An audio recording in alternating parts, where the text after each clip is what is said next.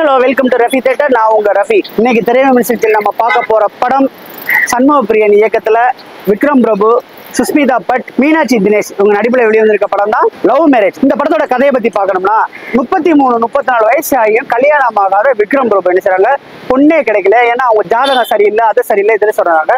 ஒரு பொண்ணு கிடைச்சது, ஆனா பாத்தீங்கன்னா அவர் நினைச்ச மாதிரி அவர் மதத்துல கிடைக்கல, வேற மதத்துல கிடைக்குது. சோ என்ன செய்யறாங்க, அந்த மதத்துக்கு நிச்சயதார்த்தம் வைக்கிறதுக்காண்டி அவங்க பஸ் எடுத்துட்டு வெளியூர் போறாங்க. அந்த பஸ் போய் அந்த பொண்ணை பிடிச்சிக்கிச்சுன்னு சொல்லிட்டு எல்லாமே முடிஞ்சிச்சு. ரிட்டர்ன் வரும்போது அந்த ஜாதகம் சரியில்லைன்னு சொல்லுவாங்கல்ல, அது மாதிரி பார்த்தா பஸ் ஸ்டார்ட் ஆக மாட்டேங்குது. பஸ் ஸ்டார்ட் ஆகணும்னா நாளைக்கு மெக்கானிக் வந்தாதான் சரி பண்ண முடியும்னு சொல்றாங்க. அடுத்து நான் மெக்கானிக் வந்துகிட்டு இருக்கும்போது பாத்தீங்கன்னா லாக்டவுன் போட்டுறாரு மோடி. லாக்டவுன்ல பாத்தீங்கன்னா வேற வழி இல்ல, டேட் அனௌன்ஸ் பண்ணாம லாக்டவுன் போடுறாங்க. அந்த பொண்ணு வீட்லயே 25 நாள் தங்க வேண்டிய சூழ்நிலை ஆயிருது விக்ரம் பிரபு அண்ட் ஃபேமிலிக்கு. அவங்களே பாத்தீங்கன்னா சோத்துக்கே கஷ்டப்படுறாங்க. அந்த வீட்டுல பாத்தீங்கன்னா 20 பேர் 25 பேர் தங்கினா என்ன பண்ண முடியும்? எப்ப பார்த்தாலும் சோறு பருப்பானோ, சோறு பருப்பு குழம்பு, சோறு பருப்பு குழம்பு இப்படிமா வச்சு அவங்க மனசு வெறுத்துறாங்க. இந்த கல்யாணம் இதனால நடந்துச்சா நடக்கலையா? பொண்ணு என்னாச்சு? பொண்ணுக்கு விக்ரம் பிரபுக்கு லவ் வந்துச்சா வரலையா? இந்த கல்யாணம் நடந்துச்சா நடக்கலையா அப்படிங்கிற சொல்றதுதாங்க இந்த படத்தோடைய கதை.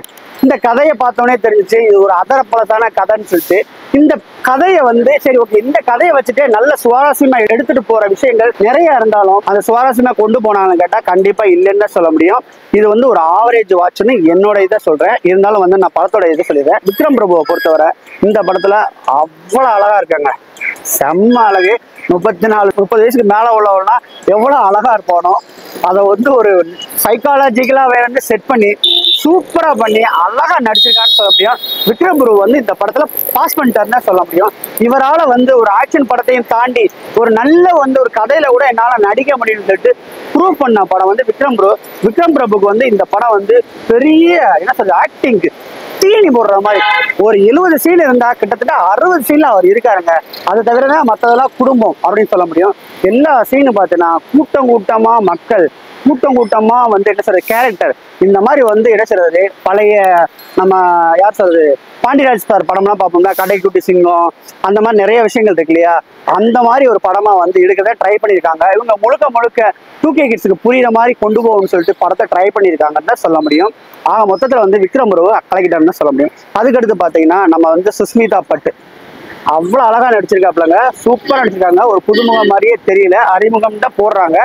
அவ்வளவு அழகா பண்ணிருக்காங்க, கியூட்டா இருக்காங்க, பாக்குற சிம்பிளா சூப்பரா இருக்கு. அதுக்கு ஏத்த மாதிரியே பாத்தீங்கன்னா சினிமோட்டோகிராஃபியும் பாத்தீங்கன்னா பயங்கரமா வாழ்ந்திருக்காங்கன்னு சொல்ல முடியாது. அப்படியே கலர்ஃபுல்லா இருக்குது. அது எல்லாமே ஓகேங்க. ஆனா பாத்தீங்கன்னா ஒரு கேரக்டர் ஒன்று இருக்கு, தாய்மாமன் கேரக்டர். பொண்ணுக்கு வெள்ளன்னு பேசிட்டே இருக்காப்ல. அந்த கேரக்டர் முக்கியமான கேரக்டரா இருந்தாலும் பேசி பேசி பேசி பேசி பேசி அதுக்கு தோதா அருள்தாஸ் அவர் கேரக்டரை பார்த்தாவே சீரியல்ல வரும்ல இரிட்டேட்டிங்கா இருக்கும். அவனை பார்த்தாவே அந்த மாதிரி அவரோட கேரக்டர் பார்த்தீங்கன்னா இரிட்டேட்டிங்கா இருக்கு.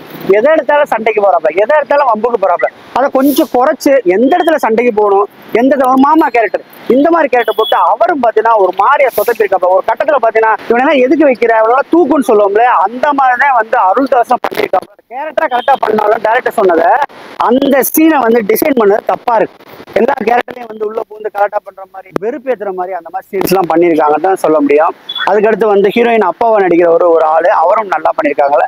நம்ம ஹீரோவுடைய அப்பாவா நடிக்கிறவங்க அவங்களுமே நல்லா பண்ணிருக்காங்க. மொத்தத்துல எல்லாருமே நல்லா பண்ணாலும் கதையோடைய தேர்ந்தெடுக்கப்பட்ட விதமும் இதை எப்படி விக்ரம் பிரபு ஒத்துக்கிட்டாரோ அதுவும் தெரியல. இதனால இந்த படம் ஒரு ஆவரேஜ் வாட்சா தான் போய் முடிஞ்சது என்ன பொறுத்தவரை.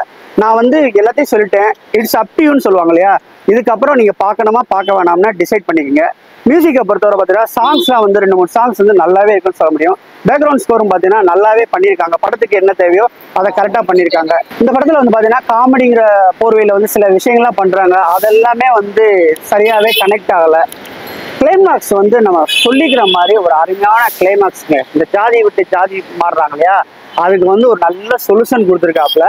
அதுதான் இந்த படத்துக்கு நம்ம ஒரு டேரக்டருக்கு ஹேட்ஸ் ஆஃப் பண்ணுவோம். ஏன்னா இந்த மாதிரி ஒரு சப்ஜெக்டை ஒரு சென்சிட்டிவான சப்ஜெக்ட் எடுத்து ஸோ அதில் என்ன நடந்தாலும் பரவாயில்லன்னு சொல்லிட்டு அவ்வளோ அழகா டைலாக் எடுத்து கிளைமாக்ஸ்ல ஓகேடா ஒரு தடவை பார்க்கலாம்னு சொல்ற அளவுக்கு டேரக்டர் செஞ்சிருக்காரு. அதனால அந்த டேரக்டரே இந்த இடத்துல பாராட்டி ஆகணும். மொத்தத்தில் இந்த படம் இவ்வளவுதாங்க ரிவ்யூவே. இதுக்கு அடுத்து வந்து ஒண்ணுமே இல்லை. இந்த படம் வந்து பாத்தீங்கன்னா உங்ககிட்டயே நான் வந்து முடிவை விட்டுறேன். படம் பார்க்கறது பார்க்காதது வந்து உங்க இஷ்டமா நான் சொல்லிடுறேன். இந்த படத்துக்கு என்னுடைய மார்க் வந்தா 10க்கு 6 கொடுப்பேன். மீண்டும் அடுத்த விமர்சனம் சந்திக்கிறேன். அதுவரை பாய். இந்த வீடியோ பிடிச்சிருந்துச்சுன்னா லைக் பண்ணுங்க, ஷேர் பண்ணுங்க, கமெண்ட் பண்ணுங்க. ரஃபி தியேட்டரை மறக்காம சப்ஸ்கிரைப் பண்ணிருங்க. பெல் பட்டனை கிளிக் பண்ணிருங்க.